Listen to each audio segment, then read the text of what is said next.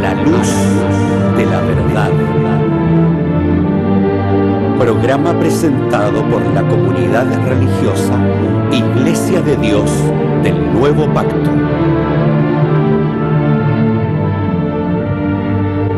Millones de personas en el mundo piensan que la Biblia es la palabra del único y verdadero Dios. En la actualidad, este libro ha sido traducido a más de 2000 idiomas y dialectos, y se calcula que se han editado unos 6.000 millones de ejemplares.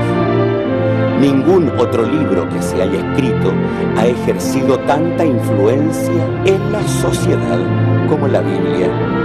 Sin embargo, su lectura no ha reportado la felicidad ni los beneficios que se esperan de ella.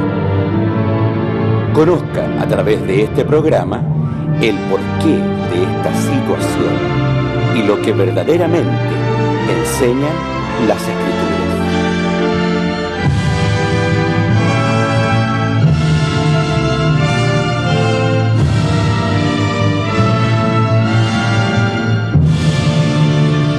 Muy buenas tardes, estimados televidentes.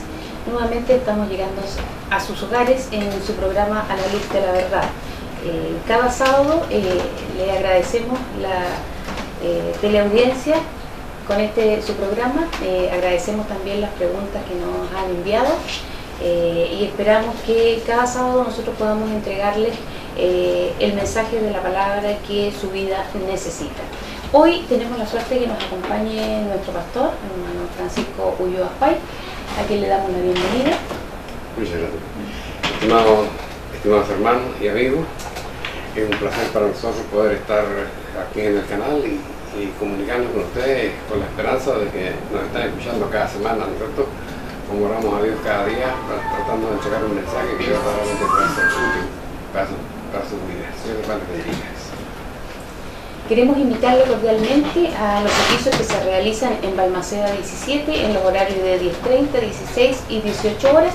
Cada sábado hay un grupo de personas que se reúnen, quienes le invitan cordialmente para que usted se pueda acercar a este lugar. Al mismo tiempo le invitamos a visitar nuestra página web www.idnp.cl, donde podrá encontrar interesantes temas y también los que se desarrollan acá en la televisión, para que usted pueda reflexionarlos con más calma, puede enviar también sus inquietudes y preguntas. Hoy día nuestro hermano Francisco nos trae un interesante tema. Ya estamos pronto a la celebración de lo que la mayoría de los cristianos llama la Semana Santa. En general, cual sea la religión que cada uno profese, muchas personas están abocadas a vivir este momento con algunas privaciones que pueden o no aparecer en las Sagradas Escrituras. Ellos le llaman Semana Santa, también le llaman Pascua, pero ¿cuál es el término correcto? ¿Qué significa verdaderamente esta conmemoración? ¿Qué recuerda? ¿Qué significado tiene para los cristianos o para el pueblo de Dios en particular? Todas estas respuestas nuestro hermano Francisco la aclarará a través de las Sagradas Escrituras. Antes sí quiero invitarles a escuchar una hermosa alabanza. Eterno Dios, en quien espero, eres mi fortaleza, tu oído inclina y óyeme, del impío líbrame. Señor, mi ayuda y protección, a ti elevo mi loor. En mis labios hay alabanza, no me olvides, Señor. De mí, oh Dios, no te alejes, y acude en mi socorro. Yo más y más te alabaré, tu equidad yo publicaré. No me olvides en mi vejez, que acechándome están. Creen que no me protegerás, no me olvides, Señor. Mi Creador y Dios eterno, excelso y justo juez, tú que probándome estás. vida vuelve a mí otra vez.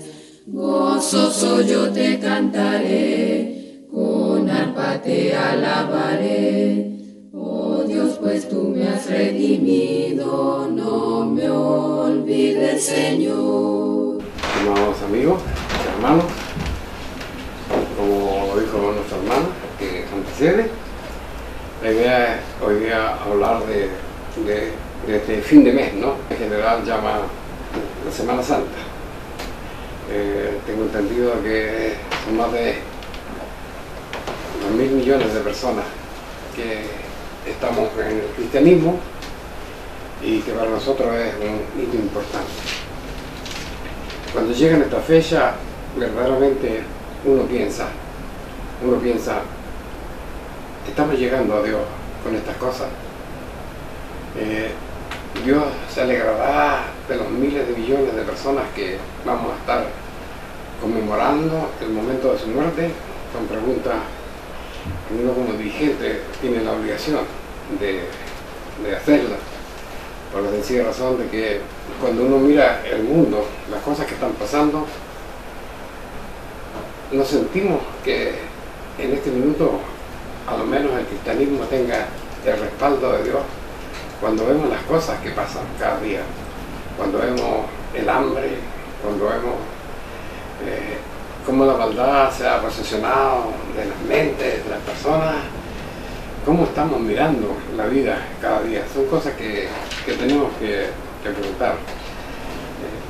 Me acuerdo de un juicio que hubo días atrás, meses atrás prácticamente, por un perrito que vivía en una galería, ¿no es cierto?, y que una persona, al parecer, de la galería pagó para que lo sacaran de ahí. Finalmente el perro murió. Hubo mucha gente que levantó su voz por esto, porque sin lugar a dudas es un gesto o un acto que no merece que provenga de las personas, ¿cierto?, de los seres humanos. Un tremendo escándalo. Hay ahora una ley respecto a nuestros animales, de cuidarlos, de cuidar de su vida, de no abandonarlos.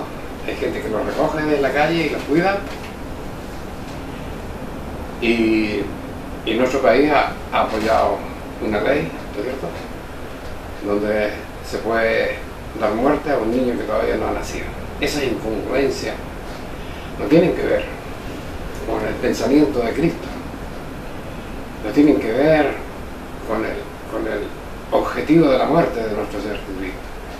Por eso que es importante hablar de esta fiesta que viene, porque son miles de millones de personas que vamos a estar congregados con ese mismo objeto, ¿no? Bien. ¿Cómo surgió realmente lo que hoy nosotros celebramos como la Pascua o como la Semana Santa, como usted quiera llamar? ¿Cómo surgió esto? La gente la mira solamente desde el momento de la muerte de nuestro Señor Jesucristo, pero no podemos olvidar las cosas como están escritas en la Sagrada Escritura. Pascua,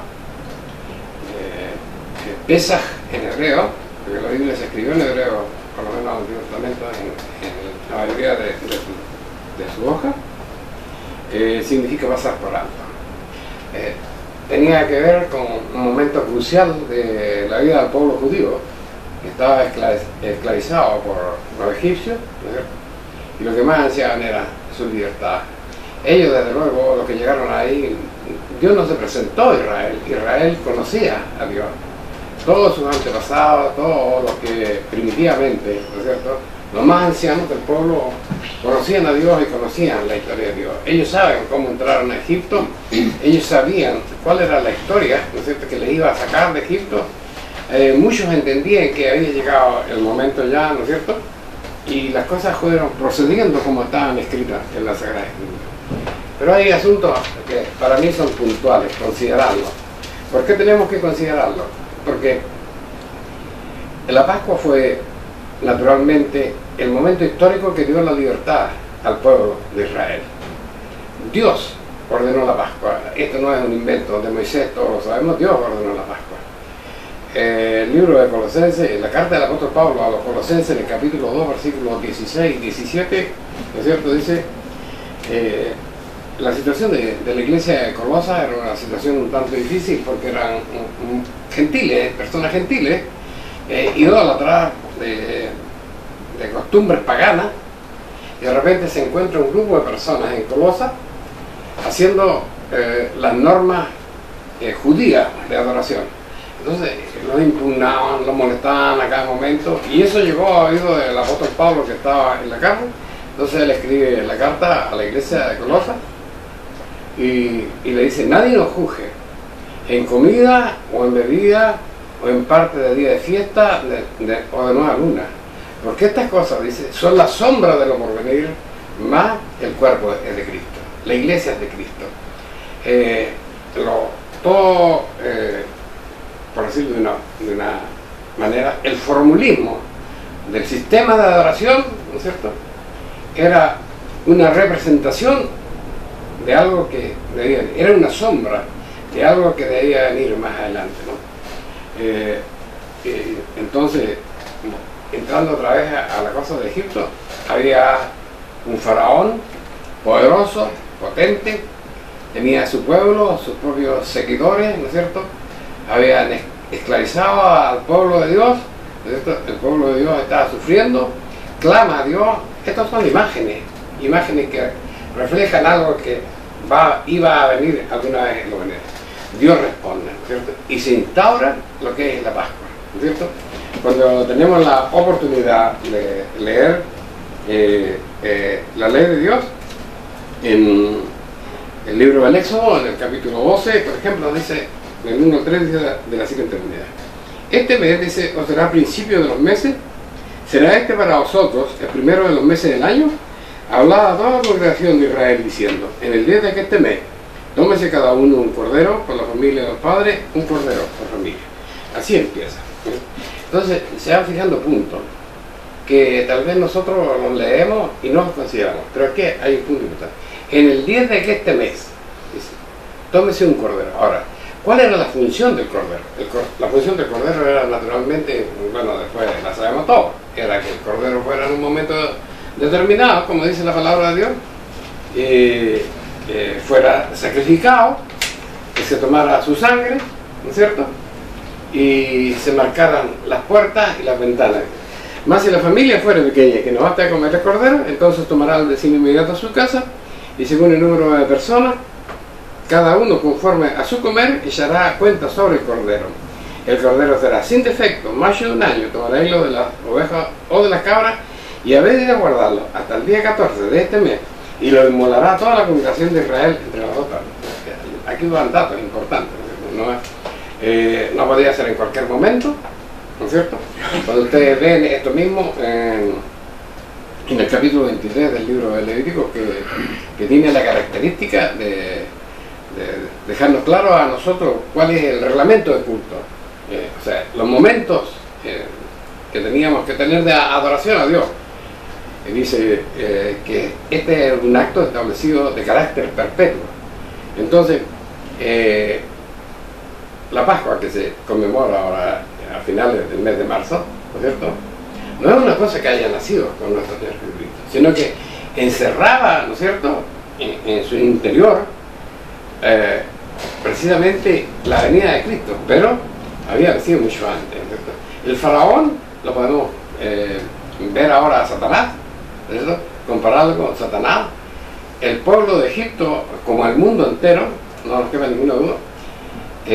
La iglesia, Israel, era una representación de la iglesia en el mundo, porque todos nosotros estábamos en un momento en el mundo, atrapados por el mundo, ¿no es cierto?, esclavizados por la maldad, o por los hábitos, o las costumbres, eso que no tenía nada que ver con Dios.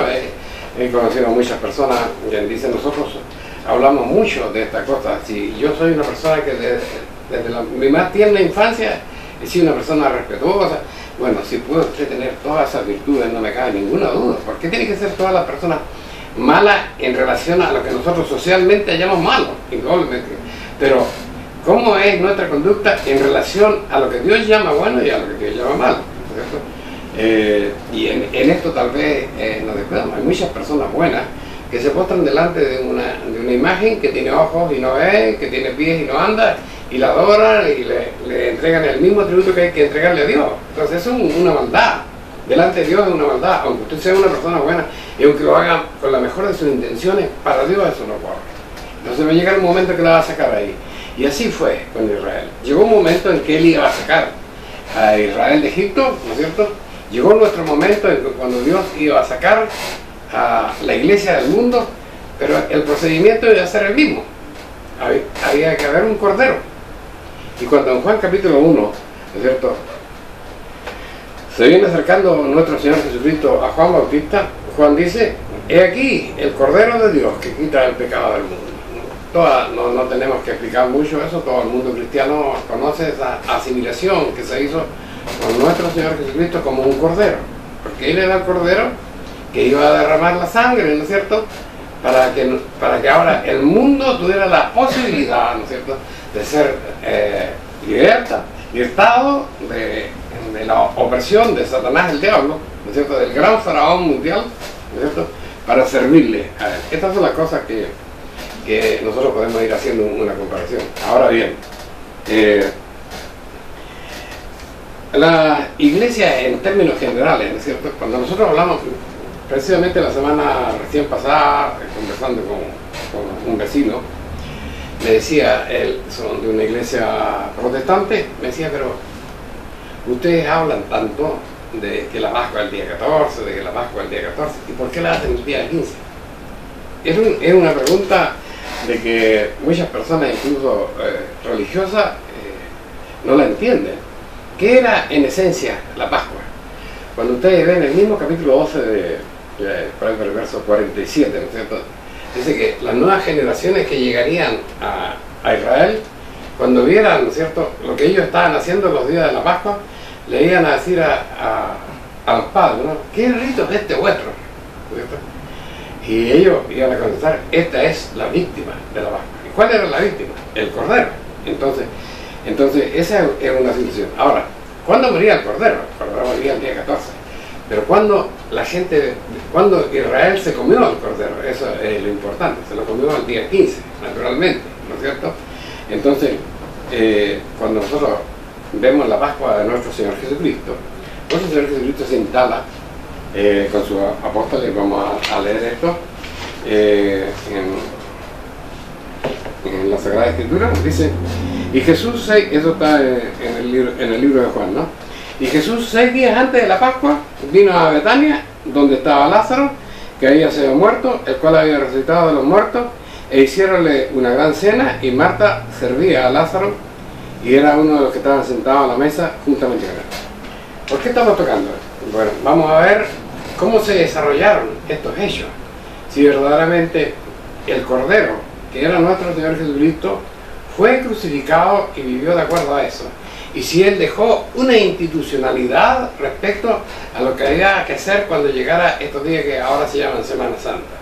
Que siquiera Él lo llamó Semana Santa. Indudablemente que esas cosas fueron muy a posteriori, fueron instauradas por la Iglesia Católica Apostólica Romana. Y esto no tiene la culpa el mundo católico, las personas, sino que esta fue la directiva, ¿no es cierto?, el sacerdocio, son los que instauraron estas cosas en un momento muy difícil, no tan diferente a lo que son ahora, ¿no es cierto?, cuando estamos dando cuenta, y esto no pasa tan solo en el mundo católico, sino también en el mundo protestante, y en todo el mundo pasa. Los seres humanos todas las veces no nos comportamos como verdaderamente debiera comportarse el Hijo de Dios, al menos como se comportó nuestro Señor Jesucristo, ¿no? Entonces, nuestro Señor Jesús no vivía en Jerusalén. Él vivía en las afueras de Jerusalén, ¿no es cierto? Y llegado el momento, dice la Biblia aquí, 6 días antes de la Pascua, Él vino a Betania. Betania es una población aproximadamente a 3 kilómetros y medio de Jerusalén, ¿no es cierto? Y estaba ahí. Si nosotros sacamos la cuenta, si la Pascua es el 14, ¿no es cierto?, naturalmente Él debe haber llegado el día 8, 6 días antes, debe haber llegado el día 8 a Betania. Llegó a una casa de familia conocida, amigos íntimos de Él, como era la familia de Lázaro, ¿no es cierto? Y dice, ¿qué pasó ahí? Bueno, indudablemente que cuando leemos lo que pasó en esa tarde, esa gran consternación de la gente, la población supo que había llegado nuestro Señor Jesucristo, ¿no es cierto? Y lógicamente comenzaron a llegar. Eso era el día 8. La cena, naturalmente, si nosotros entendemos que a la hora del atardecer, en ese día no pudo pasar nada más, ¿no es cierto? Pero cuando seguimos leyendo el relato, nosotros nos damos cuenta de que dice, en los versículos, dice 12 al 16, dice, al día siguiente, mucha gente que había venido, dice, a la fiesta, como oyeron que Jesús venía a Jerusalén, este es el momento que van a recibir. Pero lo que quiero explicar es lo siguiente, ¿no es cierto?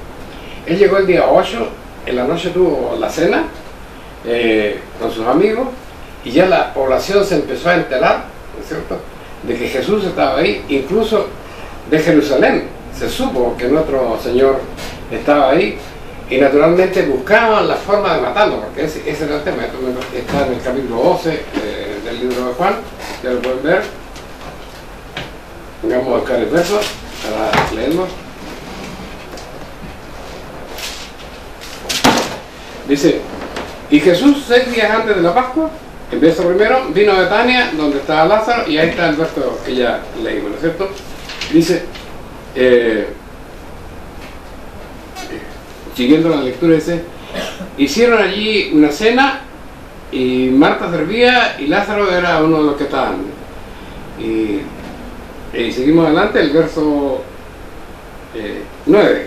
Entonces mucha gente de los judíos entendió que él estaba allí, y vinieron no solamente por causa de Jesús, mas también para ver a Lázaro, el cual había sido resucitado de los muertos. Consultaron a sí mismos los príncipes de los sacerdotes de matar también a Lázaro. Y aquí, esto es lo que yo quería hacer notorio, ¿no es cierto? Vino bastante gente. Esto no puede haber sido el día 8, porque ya a última hora se supo eso. Entonces el día 9 pasó, y llegó a tanto digamos, el rumor, la novedad, ¿no es cierto?, que llegó, dice, a los príncipes de Jerusalén, ¿no es cierto? Entonces dice, el verso 10 dice, consultaron entonces a sí mismos los príncipes de los sacerdotes de matar también a Lázaro. O sea, el propósito era matar a Cristo, y matar, porque ya era mucho lo que molestaba en la sociedad. Si nos imaginamos, ¿no es cierto?, que Jerusalén queda 3,5 kilómetros, ¿no es cierto?, en que llegaran allá la gente, ya era el día 9, ¿no es cierto?, en que decidieran matar a nuestros Señor. Estamos en el día 9, entonces el día 9 podemos concluir perfectamente que Jesús permaneció en Betania. Y al día siguiente, dice la palabra de Dios, y al día siguiente, que era por supuesto, aquí, el versículo 12, y al día siguiente, dice, mucha gente que había venido a la fiesta vieron que Jesús venía a Jerusalén. O sea, ya se enteró, estamos en el día 10. ¿Por qué nosotros decimos que era día 10? Y estas son las cosas importantes, lo que yo les nombraba en el principio. El Cordero, cuando se lee en el capítulo 12 del libro de Éxodo, debía entrar, ¿no es cierto?, al lugar donde iba a ser sacrificado, ¿no es cierto?, el día 10. Y si Jesús era el Cordero, él iba a vivir sus últimos días exactamente como vivió el Cordero de la Pascua que libertó al pueblo de Israel de Egipto. Así tenía que vivir este Cordero, ¿no es cierto?, que libertó a su iglesia del Egipto, que significa el mundo, ¿no? Entonces el día 10 entra él a Jerusalén, ¿no es cierto?, en medio de esa gran cosa que nosotros siempre la hemos visto, que le colocaban los mantos en el suelo y montaban un pollino, tal como había sido profetizado, ¿no es cierto?, por el profeta Isaías. Entonces él estaba cumpliendo todas las cosas tal como había planificado Dios. Y vamos a ver que en estos días nuestro Señor Jesús estuvo entrando, ¿no es cierto?, 11, 12, 13, estuvo entrando y saliendo de Jerusalén. Entonces el versículo siguiente dice, y vino el día del Ácimo, el cual era necesario matar la Pascua. La fiesta de los ácimos empieza el 15. Cuando usted lee el Levítico 23, se entiende que la Pascua, o sea que los ácimos empiezan el día 15. Pero el Cordero había que sacrificarlo el día 14. Entonces, los judíos, el lenguaje judío es esto lo llama como una sola fiesta. Y vino el día de los ácimos, el cual era necesario matar la Pascua. Pero los ácimos comenzaban el 15 y la Pascua se mataba el 14. Porque los ácimos comienzan en un día santo. Y en un día santo ellos no van a estar sacrificando un animal, según la ley de Dios, ¿cierto?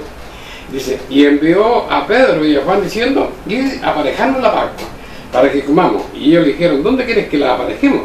Y él les dijo, he aquí, cuando entraréis en la ciudad, os encontrará un hombre que lleva un cántaro de agua, seguidle hasta la casa donde entraréis y decid al padre de la familia de la casa, el maestro dice, ¿dónde está el aposento que tengo de comer la Pascua con mis discípulos? Entonces, llegaron a una casa, y esto no es un milagro del Señor Jesús, sino que ellos se identifican. El maestro, y Jesús naturalmente, nos dice, ¿dónde está el lugar? O sea, Jesús ya se había encargado de que todo estuviera preparado para el momento, ¿no es cierto?, en que tenía que estar ahí con sus discípulos. ¿Cuándo fue este momento? Esas son las cosas que ya tenemos que empezar. Era, por supuesto, el principio del día 14, es decir, era el día 13 después de la puesta de sol. ¿Por qué razón decimos esto? Porque Jesús, ese es el momento que iba a instituir la Pascua del nuevo pacto, y a su vez él tenía que ser el cordero, ¿no es cierto?, de la Pascua, ¿no es cierto?, del nuevo pacto, y la Pascua no se podía sacrificar antes del día 14. Entonces, por eso él está en la noche, dice, y la historia la conocemos todos de ahí en adelante, ¿cierto? Tuvo Jesús ahí cenando con sus discípulos, ¿no es cierto?, y cuando está en la mesa, dice, toma el pan y lo parte, toma el vino y lo reparte, y en cada vez vamos a leer eso en 1 Corintios capítulo 11, para no ser tan extensivo en esto, ¿no es cierto?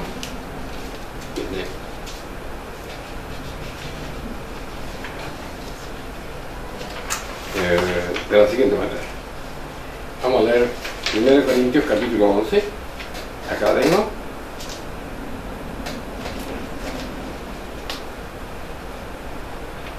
Esto fue lo que sumariamente pasó esa noche, dice.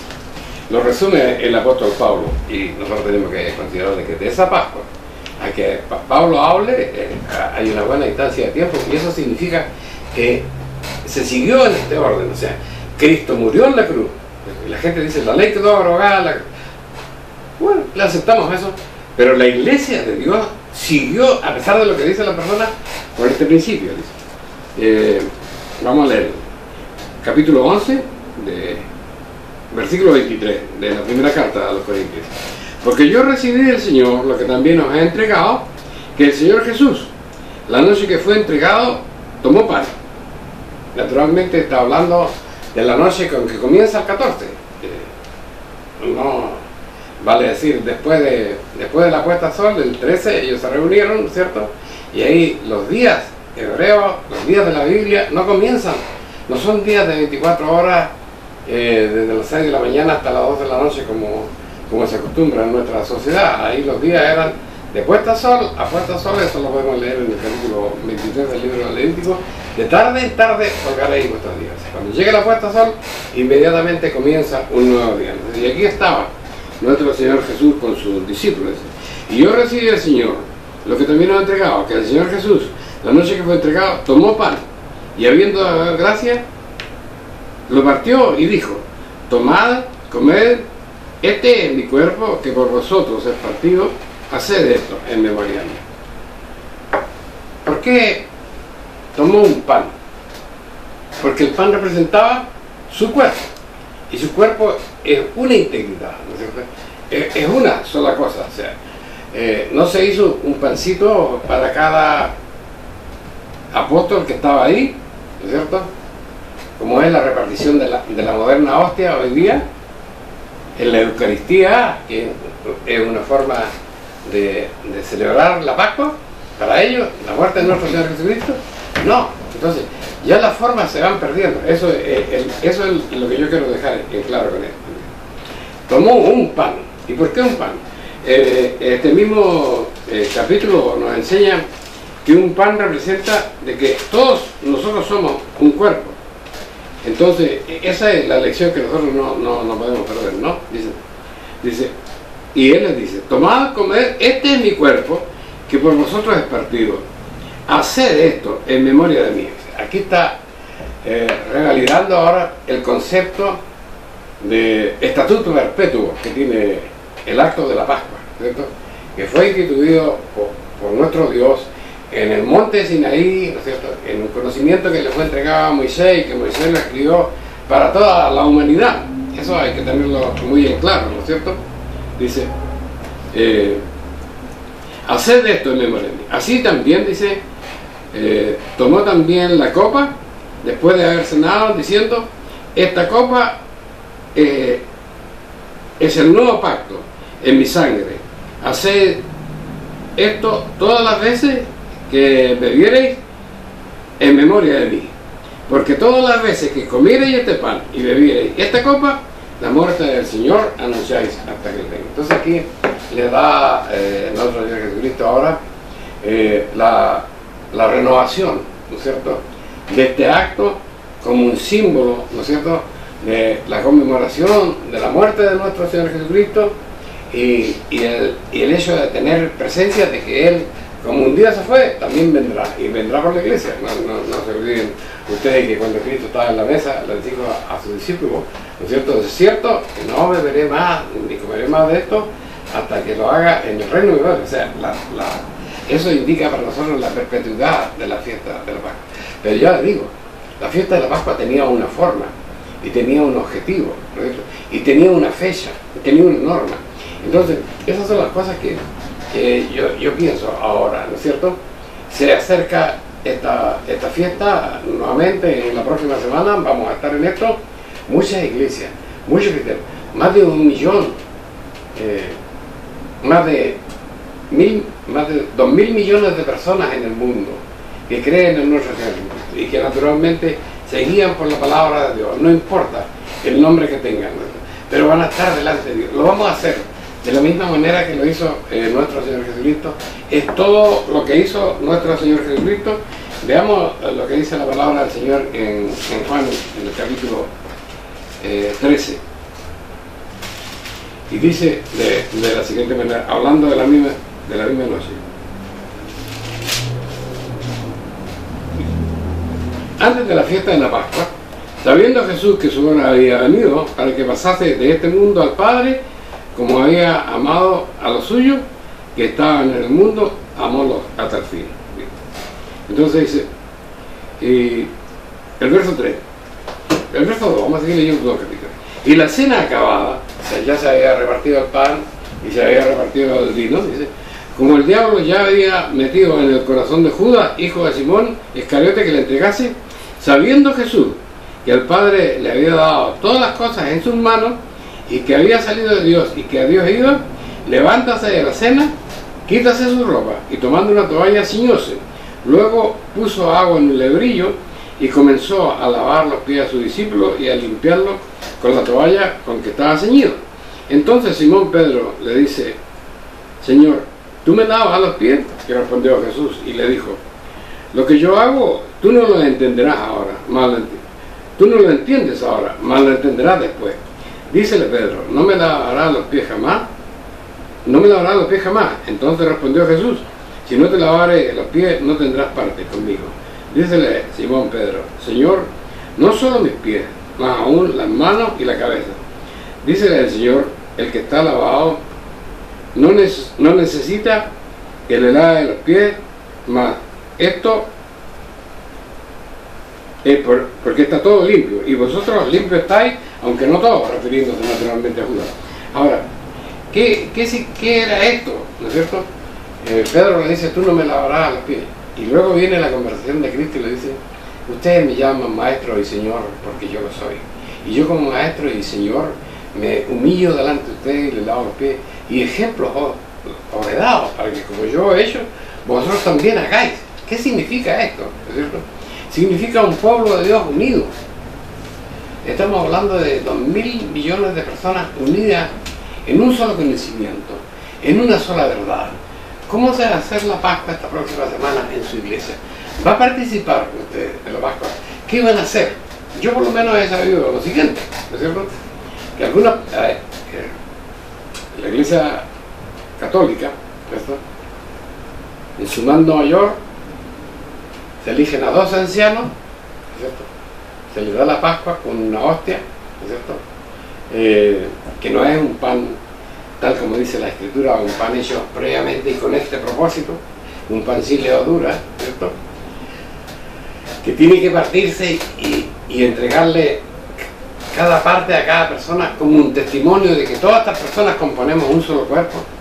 Es otra forma, mucho más cómoda, mucho más moderna, pero no es la forma que Dios creó. Ahora, la Pascua también se conoce en el mundo romano como la Eucaristía, y se da, ¿no es cierto?, cada vez que hay una misa. ¿Y eso fue lo que hizo el pueblo de Dios? No, había una fecha determinada, ¿no es cierto?, que era en el primer mes bíblico, que cae entre marzo y abril, que era el 14 del mes, ¿no es cierto?, el momento de la conmemoración, y el momento de celebrar la Pascua, la noche del 15. Entonces ya estamos con idea. A comienzo de la Reforma protestante, ¿no es cierto?, ¿qué impulsó esto?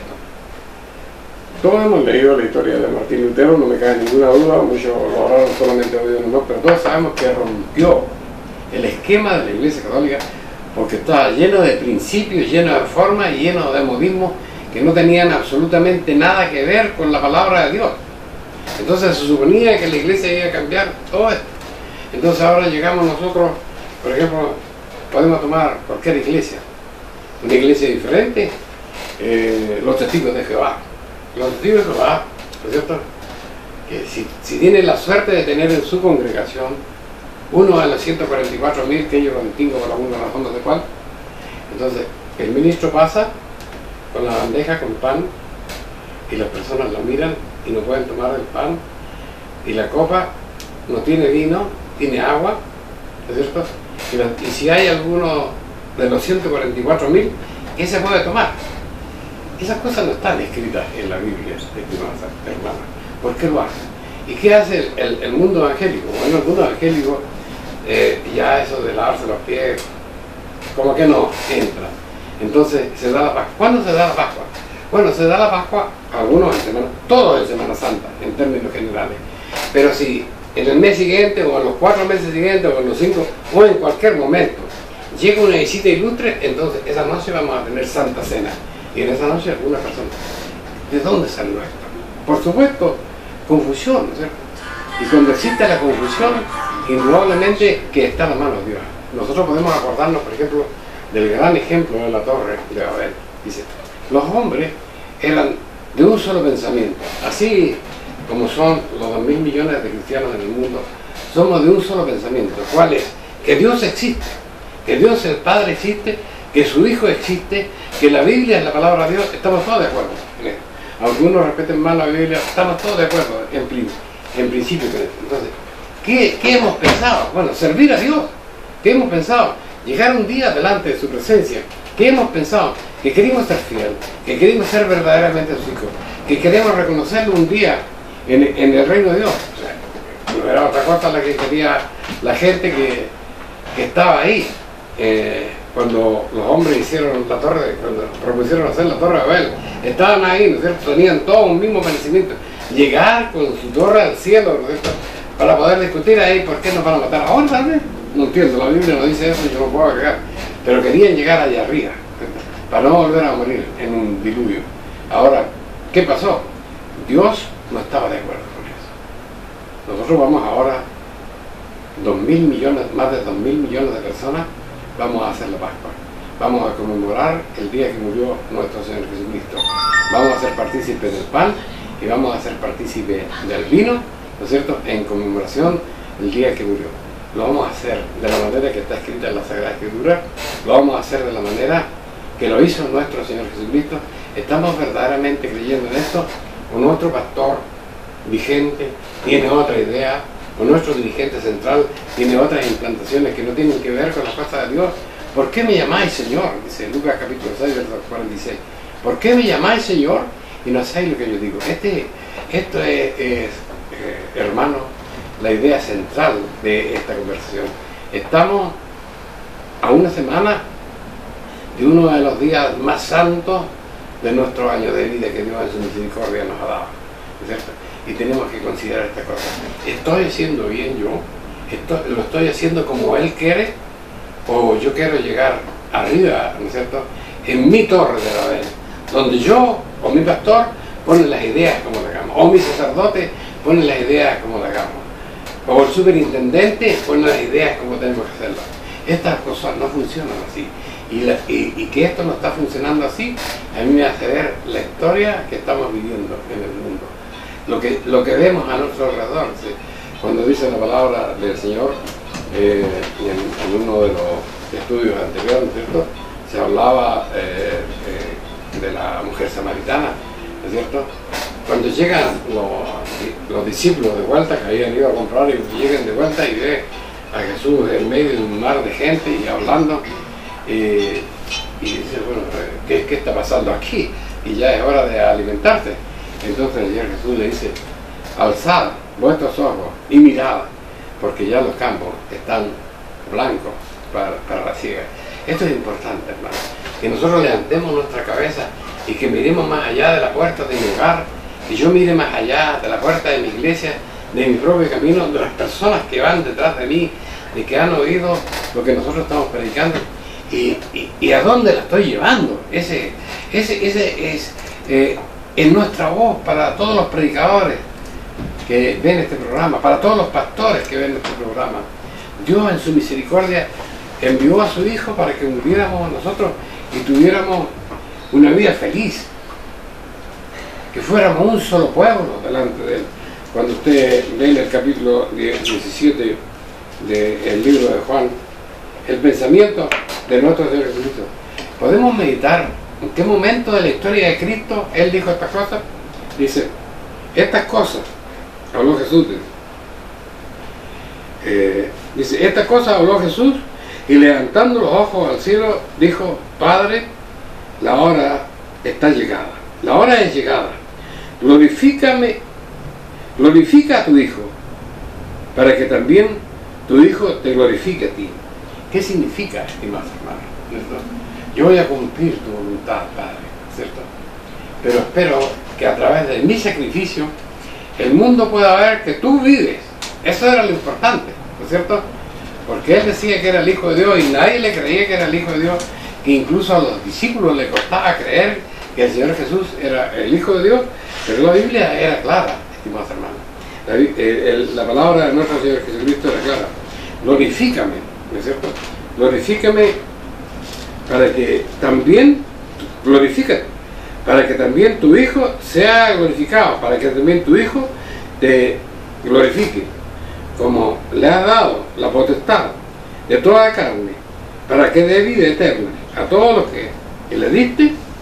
Esta empero es la vida eterna, que te conozca el solo Dios verdadero y a Jesucristo al cual tú has enviado. Una cosa, estimados hermanos, es importante entender, ¿no es cierto?, lo que significa para la palabra de Dios conocer a Dios, conocer la verdad. O sea, es tener la felicidad de en algún momento de nuestra vida haber recibido, no esa cosa emocional que de en un momento determinado de sentirnos llenos de euforia, no, sino de sentir que verdaderamente Dios está en nosotros, que Dios nos oye, estimados hermanos, que me comprenda, dice, yo te he glorificado en la tierra y he acabado la hora que me diste que hiciera. Ahora pues, Padre, glorifícame tú acerca de ti mismo con aquella gloria que tuve cerca de ti antes de que el mundo fuera. Y aquí está dando estos testimonios que ni siquiera las personas que hacen la fiesta de la Pascua comprenden, porque hay iglesias que no creen que nuestro Señor Jesucristo sea Dios, pero están celebrando la fiesta de la Pascua. Entonces, ¿cómo pueden ser estas cosas?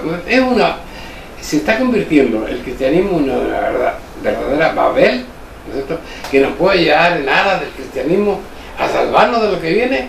No nos equivoquemos. Así creía la gente en el tiempo de la Torre de Babel, ¿no?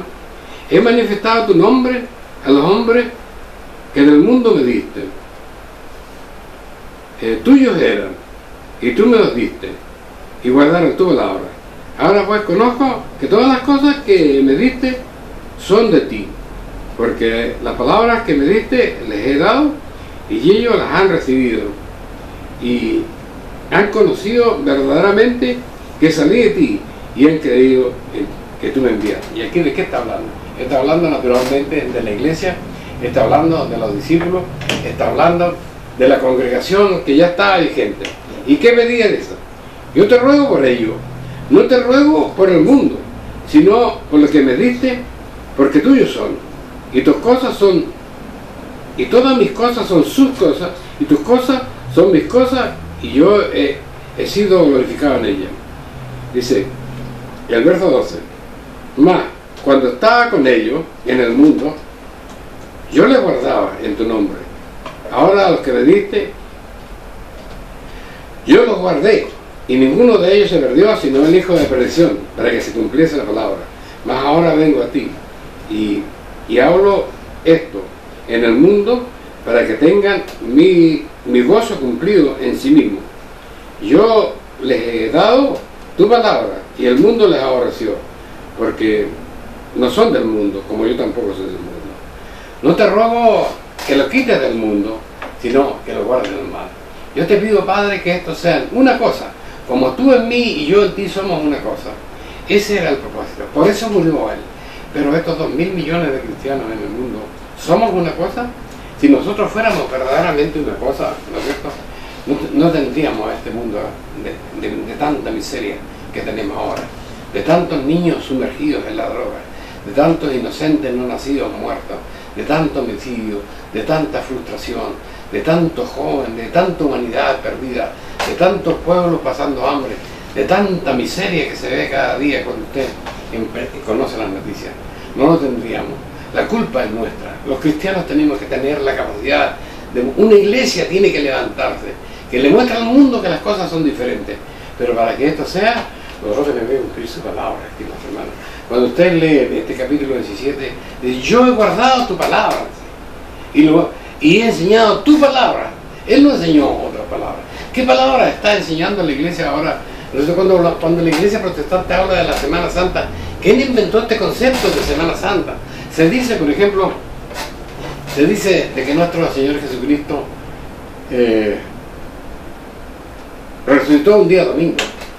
Y como Cristo resucitó un día domingo, entonces ahora ya no vamos a guardar más el sábado, vamos a guardar el domingo en honor a nuestro Señor Jesucristo que murió, que resucitó el día domingo. Podemos probarlo eso en la Biblia.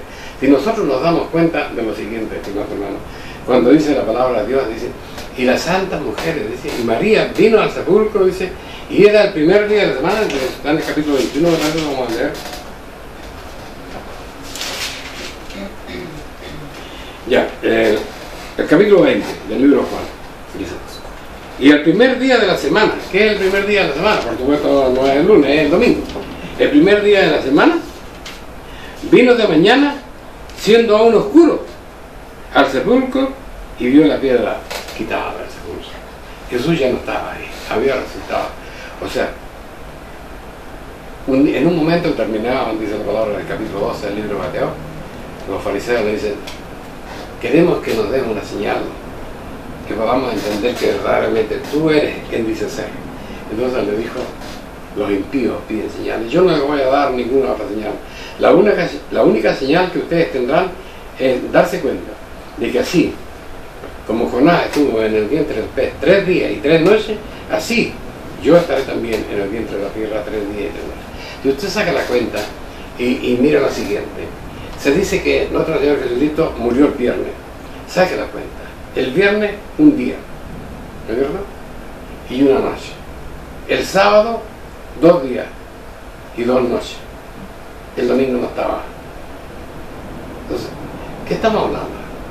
Aquí hay 2 cosas que nosotros tenemos que ver. O Cristo no era el Hijo de Dios, o ustedes están hablando cosas incorrectas. Porque para que el Señor Jesús hubiera sido verdaderamente el Hijo de Dios, Él tenía que haber tenido 3 días en el sepulcro y 3 noches. Y ahora, ¿a qué hora resucitó? Dice que como venía el primer día de los ácimos, dice, ya era el atardecer, o sea, ya venía la puesta de sol, no podían estar los cuerpos clavados en la cruz, ahí había que sacarlo inmediatamente, y ahí salió nuestro Señor. O sea, nuestro Señor Jesucristo fue sepultado, ¿no es cierto?, cerca de la puesta de sol. Y 3 días y 3 noches se iban a enterar cerca de la puesta de sol. O sea, eso nos dice a nosotros que Cristo resucitó cerca de la puesta de sol. no resucitó un día domingo. Por eso que el día domingo no estaba. Y por eso que el día domingo no hay ninguna razón para que haya venido a reemplazar el sábado, porque ni siquiera lo dice la Biblia. Entonces, ¿de qué estamos hablando? Estamos hablando de este mundo de confusión, que hablamos de un Dios de amor, que hablamos de un Dios de paz, que hablamos de un Dios de misericordia que el mundo no conoce, porque nosotros, los cristianos del mundo, no hemos podido presentarle al mundo a Dios. Y eso es lo importante, hermanos, restituir la verdad de Dios. Cuando Israel, que eran millones de personas, que eran miles de personas, no pudo mostrarle al mundo la grandeza de Dios, se acabó Israel y quedó la tribu de Judá. Cuando la tribu de Judá no pudo mostrarle al mundo que eran verdaderamente a través de ellos la voz de Dios, se acabó Judá y vino nuestro Señor Jesucristo. Y nuestro Señor Jesucristo vivió, habló de la palabra de Dios, cumplió la palabra de su Padre, fue muerto, fue crucificado, fue sepultado y resucitó de los muertos y instituyó esa iglesia. Él pudo mostrar. Nosotros tenemos que tener la capacidad de mostrar, no por lo que hablamos, sino por lo que somos, no por las cosas que nosotros somos capaces de inventar para que la gente crea en nosotros, estimados hermanos. ¿Cómo ha cambiado el Evangelio hoy día? Ya no son himnos los que nos tocan, sino que la gente está rapeando para adorar a Dios, está cantando rock para adorar a Dios. Esas cosas no. Yo entiendo de música, estudié un poco de tiempo en música y el sentido de la alabanza es muy diferente. Todo se ha cambiado, todo se ha trastocado. Por eso que no hay una respuesta para estos 2.000 millones de cristianos que se van a adorar, ¿no es cierto? Se van a levantar a adorar y a recordar la muerte del Señor Jesucristo. Pero ahora es hora que ya los cristianos que estamos metidos en una mentira o que estén metidos en una mentira, podamos recorrer a Dios para que verdaderamente Dios nos responda y el mundo pueda ver quién es verdaderamente la iglesia. El Dios de paz le bendiga. Vamos a continuar con una pequeña alabanza antes de seguir con nuestra servicio. Señor, oye mi oración, pon a mi ruego atención y responde en tu verdad y en tu integridad. Con tu siervo no entres tú en litigio, pues yo sé que no hay ser humano que justo sea ante ti. Mi enemigo tan hostil, perseguido mi alma, mi vida postrada está, de miserias mil. Moro en oscuridad, como los que muertos son, desfallece de ansiedad, ay mi corazón. Del pasado me acordé, en tus obras medité, las obras que hicieras tú, yo consideré.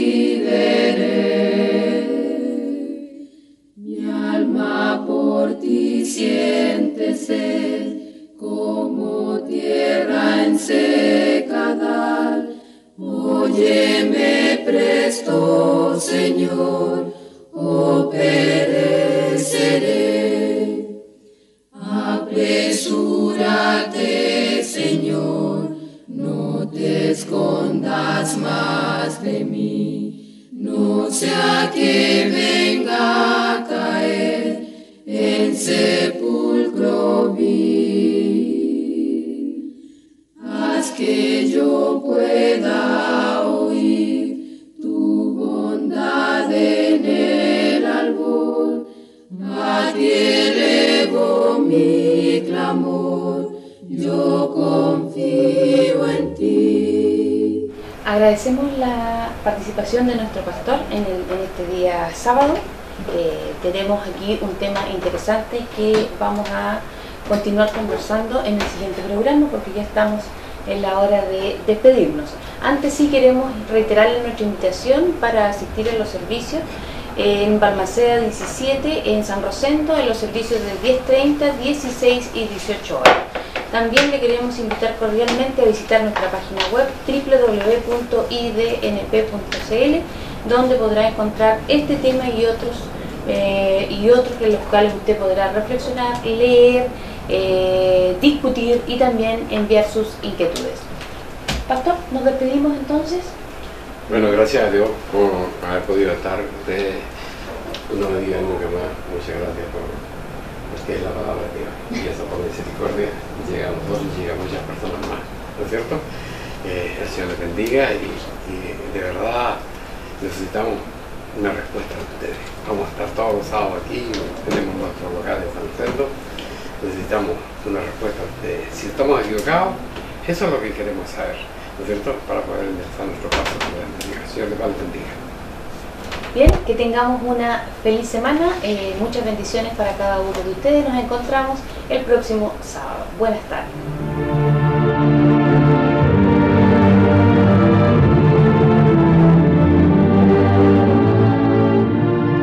Si le ha interesado lo que hemos expuesto, le invitamos a escribirnos al correo electrónico iglesiasiglo21@gmail.com y a sintonizarnos en esta emisora la próxima semana en el mismo horario.